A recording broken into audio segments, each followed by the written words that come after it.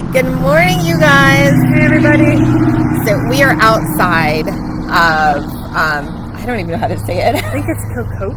Oh, cocotte? Okay. We're probably slaughtering that. But it is a beautiful, beautiful coffee shop, and we are in Cornelius? Yep, Cornelius. We're in Cornelius. I've been here for about an hour and a half, and I've already had an amazing cup of coffee. I got Lavender Bliss. It was so good. It was a latte.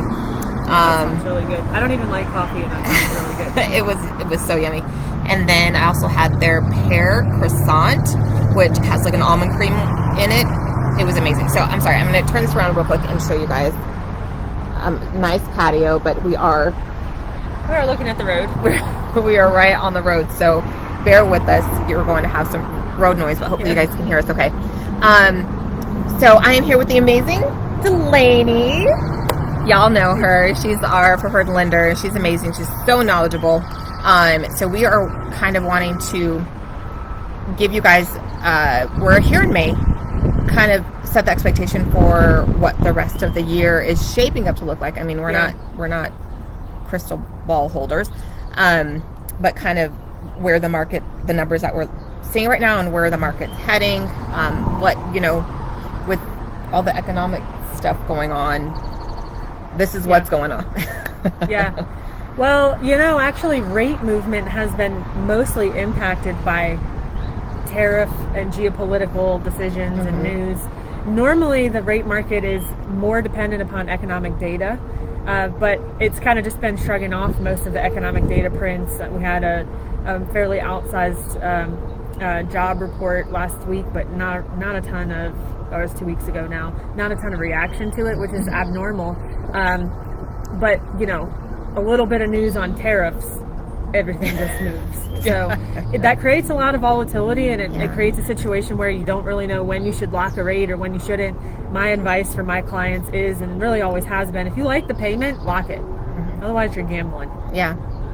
And we are definitely seeing some hesitation, I think, with sellers and buyers, just going, wait a second, I don't know if I want to, most sellers are having to buy as well. Right. But that being said, we're actually seeing some really good news as far as our inventory. And before I get into that, if you are a broker or you're listening and you're hearing this live, please make sure to come out to our broker open house that we're doing for our client, and it's going to be at Winding Walk. It's a beautiful 4,500 square foot home with 6 bedrooms. And if you're familiar with Concord, you know that Winding Walk is one of the most prestigious neighborhoods. It's in the Odell School District, which is a 10 out of 10. And then you've got pool, tennis courts, basketball, parks. It's a beautiful, beautiful, beautiful neighborhood. I really like that area. Yeah, I do. it's awesome. And then what else do you? Delaney is killing it. I'm helping 15 families this month, which is excellent. But one of the things I want to share for anyone who's hesitating to go out and look at some homes, all 15 of my clients this month for May have seller credits from their sellers, which is a huge opportunity to buy your rate down or cover your closing costs, and can really materially change what your mortgage looks like in a beneficial way. So drastically. I just think for anybody who's hesitating for any reason, that wants to buy a house but doesn't like where the market is or where our political situation is, or for any reason is hesitating, I think you should at least start looking, just in case you find something you love. It doesn't hurt to place an offer on something. You never know. I mean, you never know. Yeah, and I think the conversation, have a conversation with your lender or your real estate agent first, because they're going to be able to tell you what the market is looking like. They're going to be able to tell you what they've seen, things that have worked, things that have helped their clients to make getting into a home more affordable.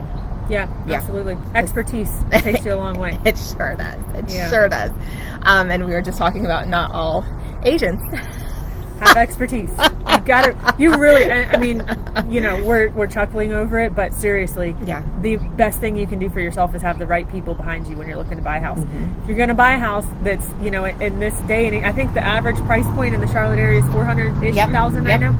So almost $500,000 that you're going to spend, and if you're anywhere around that, $250,000 to $500,000, that's a lot of money to spend, and you don't want to fool around with somebody who's not going to take care of you the right way. No. And a lot of people do, and they get in trouble and they lose money, and that's the thing. You don't want to lose money. Yeah. You don't want to. You want to, and that's why we love working with Delaney, because we always know that our clients are. She's going to look at the whole picture, and when she gives me a pre-approval, I know that that's ironclad, and I'm going to be able to get my client to the closing table. They're not going to lose out on their due diligence money. They're not going to lose earnest money, and that's the team that we like to work with and that we bring to you guys. So I like to sleep at night because I don't want to lose anybody any money. No, I hate that. I don't want to lose my own money. I certainly don't want to lose someone else's. Not at all. So, like Delaney was saying, we are sitting around $399 for the median sales price. So that is down. Let me see. I'm trying to think of where we're at. So we're at 2.6% increase from last year, and that's what real estate does, right? Real estate historically is going to increase. Now we're not back during the COVID era. We were seeing double-digit increases, and so values of home, right size. Values of home is going to increase. That's just what real estate does. But it's not going to. You're not going to lose large increases. So where it's going to have those about 2.6% increase. That was what was predicted. Which means the longer you wait, the more expensive house. Yeah, it's still gonna appreciate. That's what. Yeah, it appreciates. Even if rates go down. Actually, when rates go down, they tend to increase even more. Exactly. So for sellers, this is actually going to be good news. And we want you guys to kind of understand that homes are selling about 96.8% of the sales price that you put out there. So say you think your home is worth $500,000, you put it out there for $500,000, you're actually going to be getting about $493,000 is what you'll sell for. So it's very important to position your home correctly. Make sure that you're at fair market value. And then our listings. So inventory is kind of the big news, I think, in real estate, because we are almost at a 3-month supply of homes, which is amazing.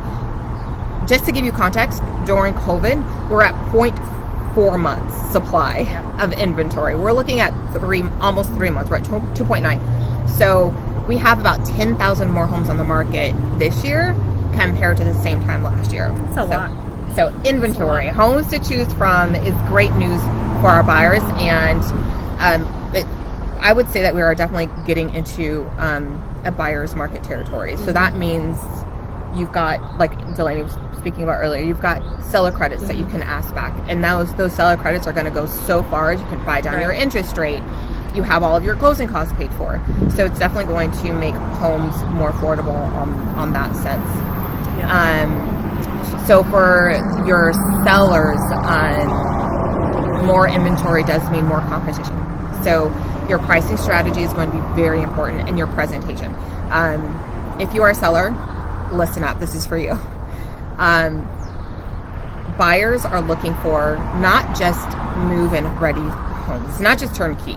They want the HGTV home. They're very picky. They know what they want. What do you want in a home, Delaney? I renovated my first house. It will never happen again. I will want to move in and not even have to put paint on the wall. There you go. So making sure, like, presentation is going to be so key.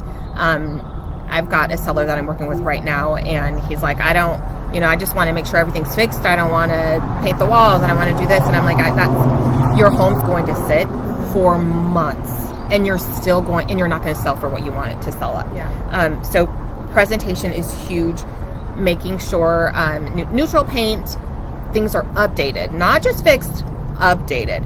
So bringing us in at the moment that you think that is the right time for you guys to sell, or when you're thinking about selling, bring us on so we can help guide you and give you advice on putting your best foot forward. Rochelle, does that mean like new appliances or new counters or cabinets? So actually, yes. I mean, if you've got like old school white or black appliances, I would definitely say you need to upgrade to your stainless steel. And then when it comes to the countertops, and I would say it's going to depend on the price point. You don't want to over renovate a house, right? So if you are in an area where most of the homes on the market do still have the laminate, that price point, then you can do that. But if you're in 400 and over, you should have a granite or a quartz countertop. You should not have the oak cabinetry. That's buyers don't want that. So bring us on. We'll help you spend your dollars wisely. Let's see, our days on market, we are at 55 days on market. So that's from the time that you go under contract to the time that you, from the time you put your house on the market to the time that you go under contract. That's our days on market. We were at 42 days last year. So that longer days on market time means that buyers are out there. You have a little bit more time to look around. So we love that. Yeah. We don't want you to only have one weekend. Takes the pressure off a little bit. Yeah. You got some breathing room. And then for your sellers out there, just make sure that, again, pricing and presentation are going to be essential, but also setting the right expectations in your mind. More than likely, you're not going to be selling in one weekend. Now, Delaney has, in her neighborhood, she was saying that they were going like hotcakes. Yeah. And that kind of speaks to another, I guess, sector or what's going on in the market. Sorry, my phone is blowing up and my watch is luxury homes. It's really interesting. That luxury home, so 5 to like 700, those sales increased 10%, and then 700 plus saw almost a 20% increase in sales. Is that year over year? Those year over year? Yeah. That is crazy. Yeah. That's crazy. So it really speaks to, I think, that move up buyer. You know, you've got 2 kids, maybe now you have 4. Right. Or you were in that 2-bedroom, 2-bath, and you're like, this is not working anymore. So they are out in strong demand. But we are seeing a decrease in sales, however, for anything under 200. So those more affordable homes, they're very rare. Yeah. Very rare. And then that buyer is, I think, they're just hesitant because there's not a lot of increase, and then also they don't know that they have that purchase power with getting seller credits and things like that. Right. Yeah, I think also, some of the houses that are in that price point are in this market, they aren't as move-in ready. Right. And they may be move-in ready, but they're not updated. No. And they don't want to walk into a project. Right. Yeah. So you're trying to wrap your head around a mortgage. Right. Yeah, that can be a holdup for a lot of people. Yeah. So that is understanding, though, the purchase power that having that seller credit brings to you is really awesome. Seller credits can change your purchase power by tens of thousands of dollars. Yeah. It's really super impactful. And if you'd like to know how it works, I'm happy to explain it to you. Yeah, and I have a chart, so I'm going to share that with Delaney and share that with you guys. But I think the biggest takeaway is that we are moving into a buyer's market. Buyers are going to have a lot more power. You've got more time to look. You've got more homes to choose from, and you have more money available to you to help you bring the interest rates down, take care of your closing costs. So that being said, Delaney and I actually are going to be putting a buyer under contract today. We're so excited. And she's such a sweet girl. She's such a sweet girl buying her first home. So that's what we do. We love happy home stories. So if you guys are in the market, you know of someone that is looking, send them our way. We want to educate them. We want to help them to find the perfect home and make sure that they're taken care of. Yeah, and take care of them the right way. Yes, all throughout the process. So that's it. Delaney, what else do you have going on? Oh man, what am I doing this month? I have a boat party that I'm going to on the weekend. What? One of my friend's 30th birthday parties. Very boat party. exciting. I've never been to a boat party before. I've been to a couple. So Ironically, I lame. don't have a boat, but I just keep getting invited to them. So I'm doing that this weekend. No plans for Memorial Day. I'm going to take it easy and hopefully enjoy the weather. Maybe do a little gardening. Yeah. Well, my sissy's in town, so I'll be posting pictures. If you see double, that's because I got a twin. So my twinsy's here. I'm super excited. And if you're in the Kannapolis area, this weekend is going to be awesome because Battle of the Bands, HBCU Battle of the Bands is going to be at Cannonballers Stadium on Saturday, and then they have the HBCU All-Star game on Battle of the Bands on Thursday, game on Saturday. So really cool. That's it. I know. It's going to be a great event. I'm super excited. All right, you guys got to get going. Have to go to our broker open house. Hope to see you there, and otherwise see you around town. Bye, guys. See you guys.